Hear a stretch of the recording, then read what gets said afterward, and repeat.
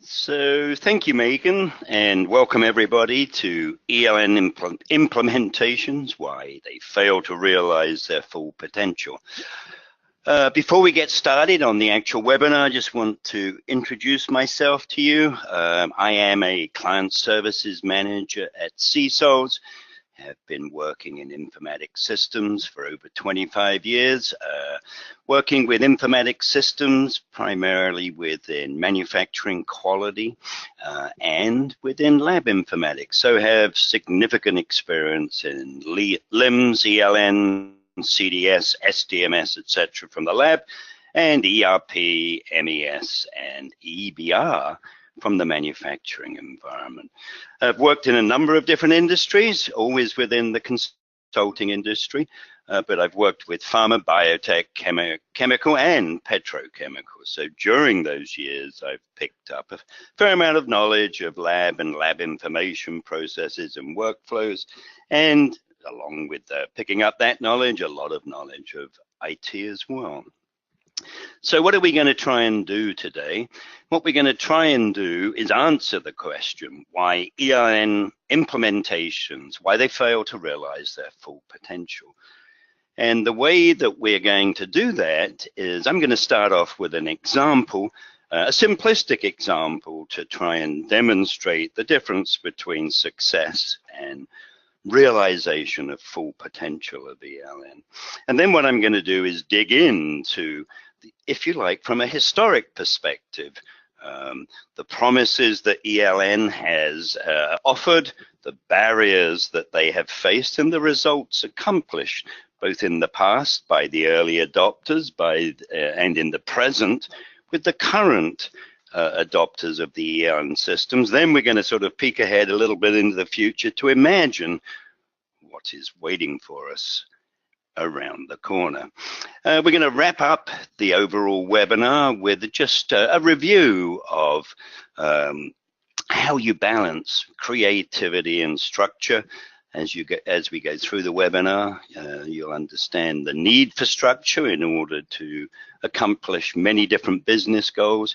And at the same time, we've got to balance that with the creativity of the scientists. These ELNs are supposed to be making it easier for them rather than more difficult. We'll then wrap up with a quick summary and throw it open for Q&A. So an example, a real world example from a number of years ago when the intellectual property laws were based upon first to invent. So when is this? It's prior to 2013, when the laws were changed to first to file. Anyway, in this situation, it was first to invent was in effect, and the research lab was performing all of its experimentation, note writing, results, documentation through Excel spreadsheets. I guess you've never heard of the use of Excel spreadsheets before, but obviously prior to ELN, that's all you had. Excuse me.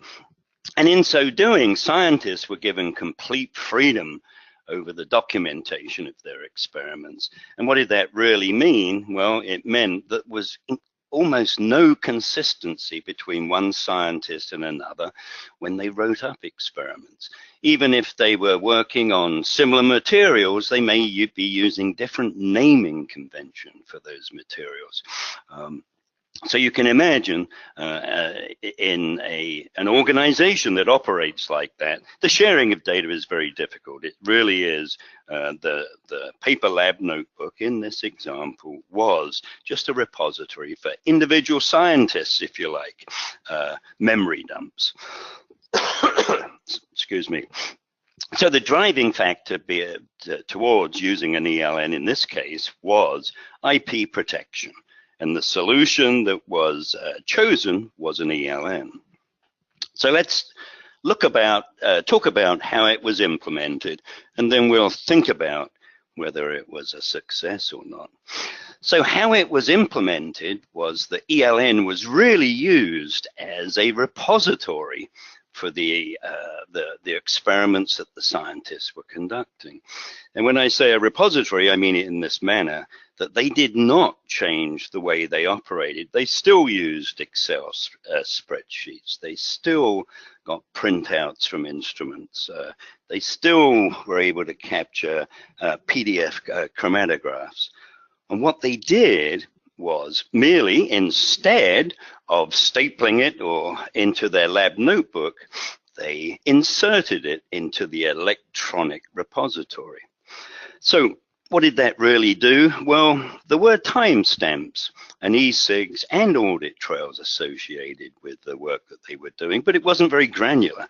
So they'd log on to the system, use authentication to get into the system, and anything they did could be signed through an e-signature. But what they did do was not record individual elements of their experiments. They were just dumping the final results of their experiments in there. So not very granular, but it really did do two things. One, it eliminated the need for paper lab notebooks. The paper lab notebook was replaced by the electronic ELN. And also it's secured in some fashion all of the IP knowledge. But what it didn't do was really improve anything in any beneficial way. So what really ended up happening was, rather than having cabinets full of paper lab notebooks, you would have, albeit centralized on a centralized server, similar information, but just managed in an electronic manner. So search capabilities of it were still not much better than going through the paper lab notebooks.